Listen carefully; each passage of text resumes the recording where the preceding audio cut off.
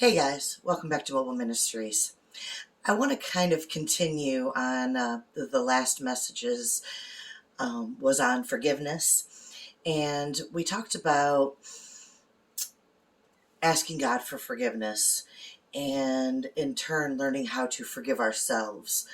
Um, this time I want to talk about forgiving others. It is really hard sometimes when someone hurts us, betrays us, does something that is just wrong. And that could go any level from, small to, a huge betrayal in your marriage, or there's so many little things, medium things, and big things. And we need to understand that Jesus took those sins and he took them to the cross with him, and we are forgiven. But to truly be forgiven, we need to make sure that we are forgiving others. Matthew 7:2 tells us that, for in the same way that you judge others, you will be judged, and with the measure you use, it will be measured to you. The Lord's Prayer tells us that we forgive us our debts as we forgive our debtors. It's not a one-sided thing, and this is kind of hard to swallow. But if we are not going to be forgiving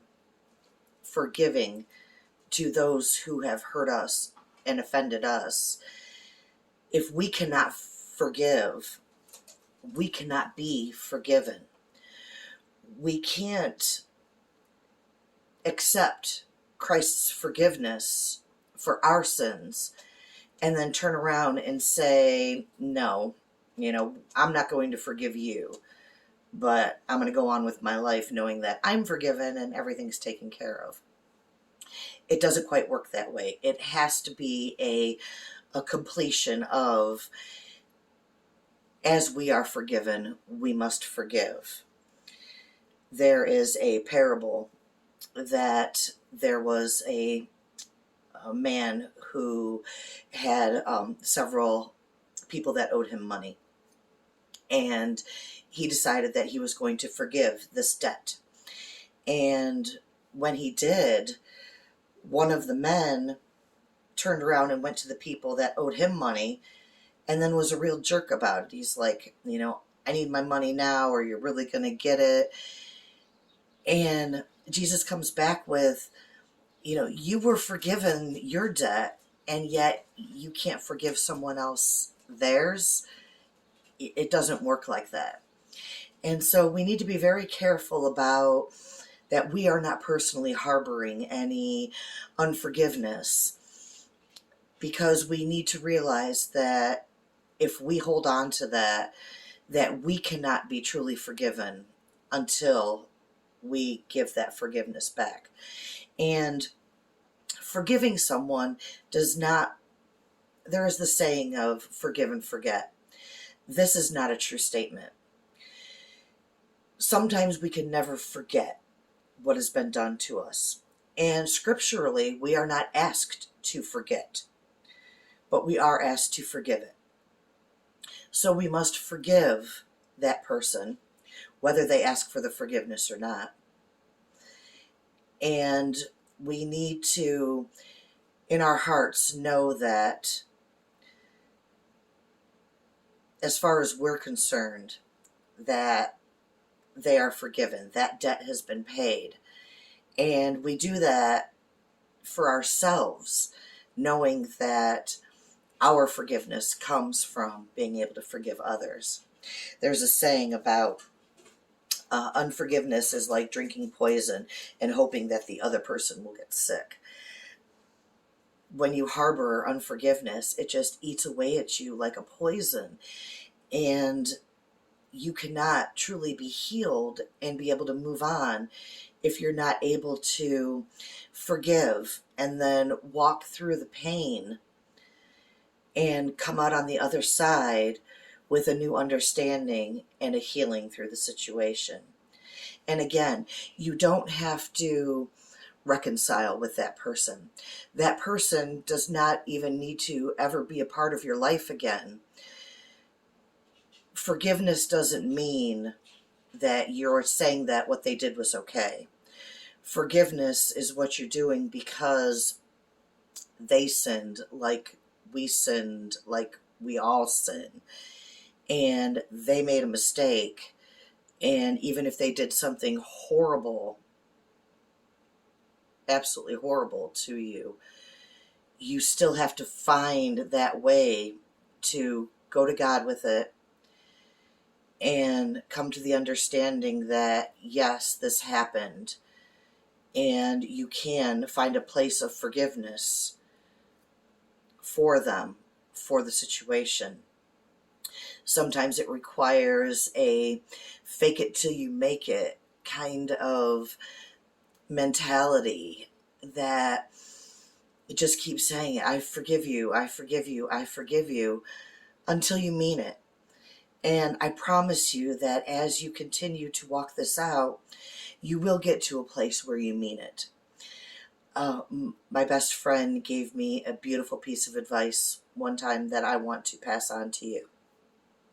She said, you cannot hate and pray for a person at the same time.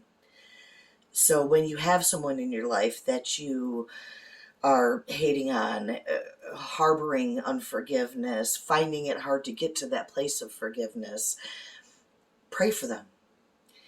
And not the kind of prayer where it's like, Lord, take your vengeance.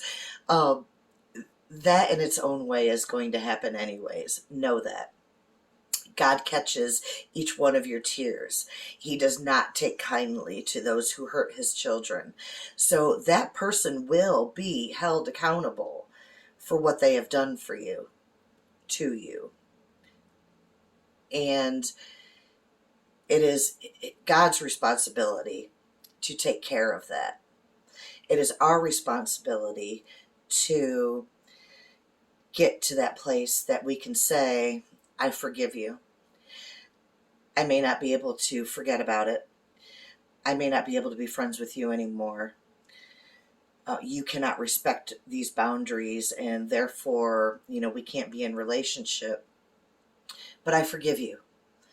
I forgive you for what you've done, and make sure that you're owning your part in that too.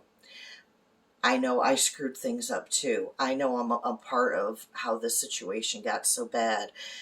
I'm sorry for what I've done that has hurt you and has brought us to this place.